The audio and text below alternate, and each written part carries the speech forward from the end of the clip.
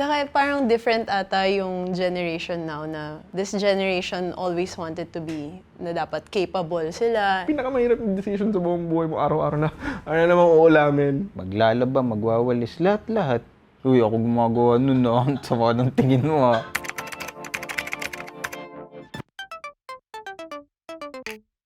I'm John Paul Eram. I'm Jerry Lee Eram. Hi, I'm Sheena. Hi, I'm CJ. Hi, I'm Jeddah. And I'm Hen. And I'm Sheena's partner. Siyempre, asawa niya ako, asawa ko siya. Yan. Siyempre, happy kami. Unang-una happy. And blessed kami kasi may tatlo kaming mga chikiting. Sobrang colorful. Never a dull moment with the baby talaga. Laging may moment na, ayun, katulad nun. Hindi ko alam kung na-pick up yung sound.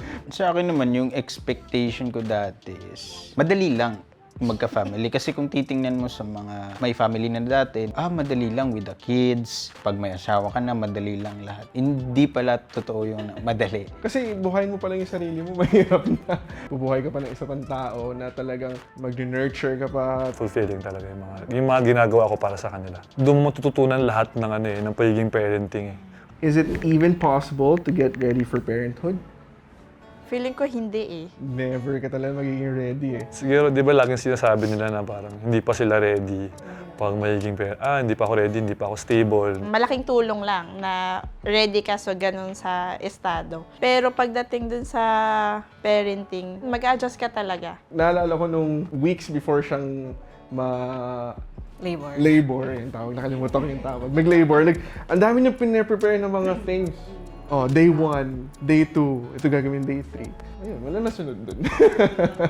Even yung due date nga, hindi nyo masusunod Ay, yun. never. When you're a new parent kasi you would think na, oh no, I don't know anything about parenting. Pero when we had our first child, Suddenly, yun, changes everything talaga. it's a switch. Nandun na yun eh, given na yun na syempre, the moment na malaman mo na, we're pregnant, prepare ka na talaga. Saka parang different ata yung generation now na this generation always wanted to be na dapat capable sila. It's a step by step, but it's not really like that. There's no manual. Every day, may matututunan ka. Lagi kang may bagong emotion. Lalo pag milestone na ng mga kids. You do everything, you do whatever it takes para maging ready ka. What's the biggest change to expect when having kids? Biggest change to expect? Ano yun eh? Ito kumbaga turn of events yun eh, sa buhay mo. Alam mo, mag-hangout ka with friends mo, hindi mo na siya magagawa agad-agaran. Minsan, i-postpone mo yun, if not, titigil mo talaga. Magiging priority mo talaga yung family mo eh. Not just the baby, your family. Gagawa ka ng mga gawaing bahay, maglalaba, magwawalis, lahat-lahat.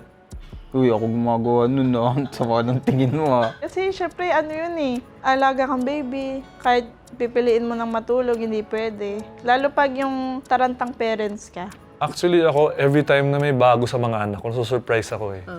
Usually, pag may first time talaga sila, naiiyak talaga ako. Kasi first time eh. Pag si Aliyah, pag kumakanta, paborito pa naman ng anak ko, Bini. Pag kumakanta siya, tapos sumasayaw, may mga bago siyang step na natutunan. Natutuwa ako, tapos sinasabihan ko pa sila minsan, ganyan. So, ang sarap kasi pag na-experience mo lahat ng first time, doon mo masabi na ito pala yung pinaghirapan ko everyday. Kaya pala ako nagtatrabaho, kasi para sa kanila. Embrace the change. As in. Kasi, di ba nga, there's nothing constant in this world but change. Kasi kapag na-caught up ka, parang, hala, ano nangyayari? Ang dami gusto ko ganito pa rin. Wala, diyan ka lang. Stagnant ka lang. Kasi mag-plan ka man o hindi, may change talagang darating. Did you have any fears about becoming a parent? As an overthinker, iniisip ko na agad, anong gagawin ko next week, anong gagawin ko next month. Hala, anong check-up mo? Lalabas na ba si baby? Mga ganun. Maaalagaan ko ba sila ng maayos? Mabibigyan ko ba sila ng oras? Mapapalaki ko ba sila may disiplina? Ako, one thing lang. Not seeing them grow up, yun yung pinakamasayat. Kasi with us, kasi we wanted to be healthy also. Ngayon, yun yung commitment namin na, okay, kailangan maging healthy tayo kasi ang bilis lumaki ng mga bata. So we wanted to see them grow and how will they become an adult person. Nakakayak pala to. Sumama dito. Ngayon pa nga lang parang kapag nag-school na si Eli, gusto ko ako yung maghahatid at sundo. Yung gusto ko nandun ako sa lahat. Kasi nga, yun yung hindi ko na experience ng bata ako. Kung paano ako magiging, parang magiging best friend na mommy. Parang maging open sila sa akin. Kahit hindi na sa daddy nila. Grabe ko naman. One thing siguro na very common with other couples is expense of having a child. Parang meron akong constant fear. Even now, makakapag-provide ba ako as the father sa family?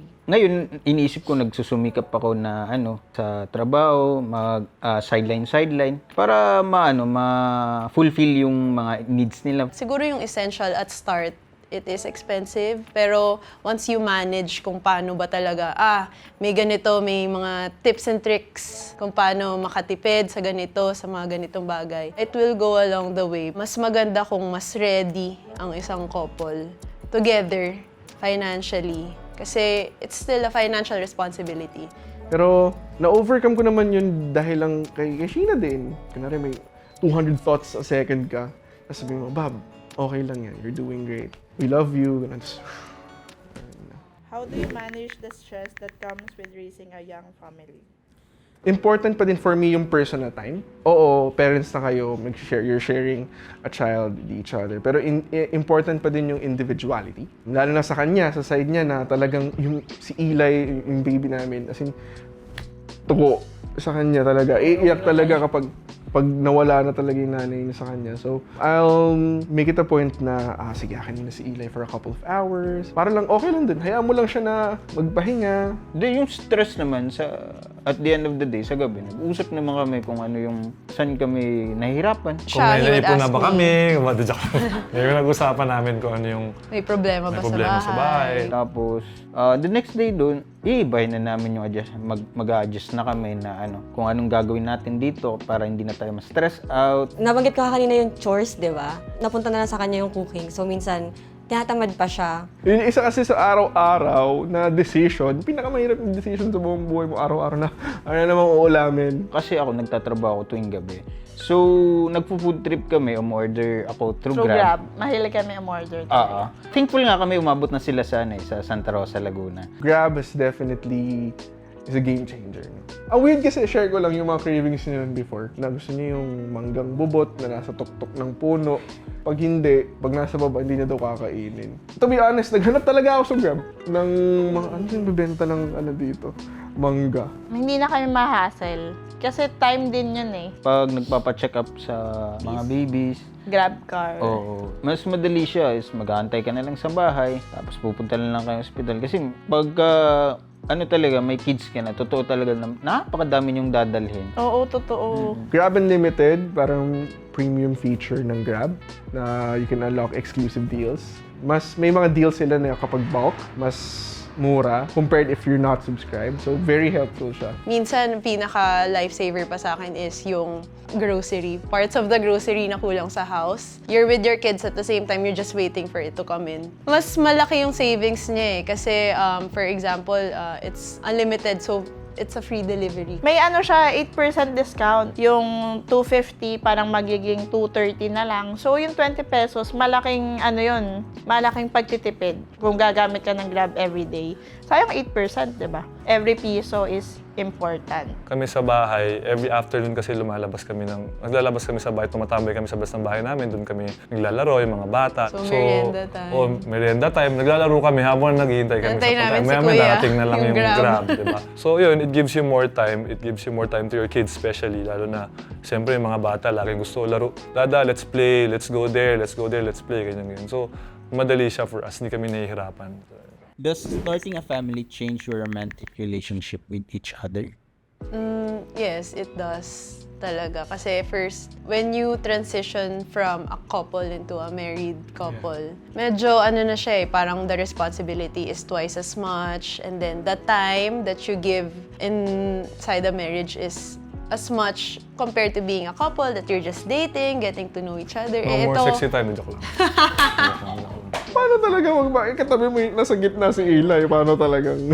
Feeling ko yun. Ngayon kasi nafe-feel ko, parang mas nawala talaga yung Normal lang yun. Kumbaga sa science, yung hormones ng mom, mas nakakatuon siya sa baby mo, to baby, nurture oo. your baby. Malaking transition talaga. Kasi syempre, kailangan mong unahin talaga yung bata, di ba? Parang depende pa rin sa couple eh. Parang sa amin kasi, ang goal namin, meron pa ring intimacy between sa aming dalawa. Kasi syempre, in time naman, lalaki yung mga kids, aalis sila sa atin, magkakaroon din sila ng family para at least pag kami na lang ulit dalawa yung magkasama, ano pa din, parang romantic pa din. Tsaka conscious effort kasi talaga eh. May mga tao na sa tingin ko, in my opinion, na kaya sabi nila na fall out of love sila. Kasi wala nang conscious effort to reciprocate. Ay, hindi naman kasi binibigay sa akin, so why effort? Ako, mas lalo ko pa rin nire-reassure. Siyempre, pag nanganak ka, siyempre yung mga babae, Oo. like yung wife ko, You will feel na... ma-insecure siya na parang ganun. So for Lahat me, ng sa pwedeng constant, insecurities. for me, everyday sinasabi ko sa kanya na maganda ka, na I love you. Mawawala rin yung communication nyo together pagka ganun eh. Pag nawala yung ganong moment. Yung first time ko nagkaroon kami ng anak, si Elia, yung panganay namin, nafe-feel niya na pinag-aaway kami. So totoo pala talaga yun na yung bata, nakaka-feel sila na pag may nangyayaring tension sa mag-asawa, nafe-feel ng mga bata. Kasi mahirap naman magsabi kami ng mahal namin yung anak namin. Hindi naman namin mahal yung isa't isa. Iba yung energy na... Diba? So yun ang gusto ko lang para ma-experience ng mga anak namin kung paano kami magmahal ng buo. Kaya minsan ako yung nag-i-initiate na gala naman tayo, takasan lang natin yung kids for ano lang. Kasi minsan kailangan lang din namin ng kaming dalawa lang. Kahit once a week, just for us, the two of us. Kasi iba pa rin na may alone time kami. Kailangan ko ng alone time. And then, syempre, family time pa rin most of the time. So, yun. What's been the most rewarding part of starting a family?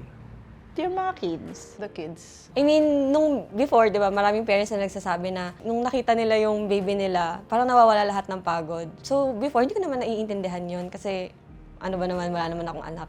Pero super true nun, kasi nung binigay sa akin si Eli, nung after nung operation, kasi na-CS ako, hindi ka pa fully recovered sa anesthesia. Tapos nung binigay siya, parang wala, parang sobrang gaanong feeling, tapos sobrang, yun nga, nakalimutan mo na lahat nung nung paghihirap mo nung buntis ka. Sabi siguro ni God, pwede na ito maging parents. Pasado na kami sa pagiging parents. Kaya, sige, bigyan natin 2 kids yan. Ganon. Isa pa?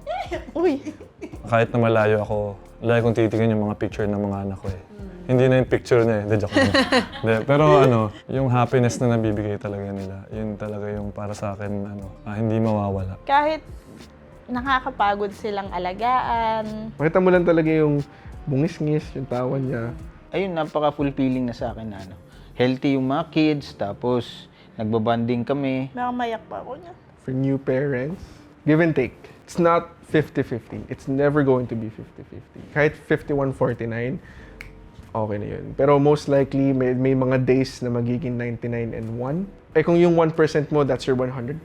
Sobrang, na nun, game changer na nun. Basta huwag ka nang aabot talaga sa 0. Kasi the fact that you're still giving your 100% as the 1%, na yun eh. Yun yung sign of commitment mo. Trust each other. And the more you trust each other, the more you love each other, it will come naturally. Magti-teamwork lang kayo and open communication sa isa't isa. Kung sa basketball, lagi sinasabi ng coach namin, what's your why? The bigger the why, the harder you try.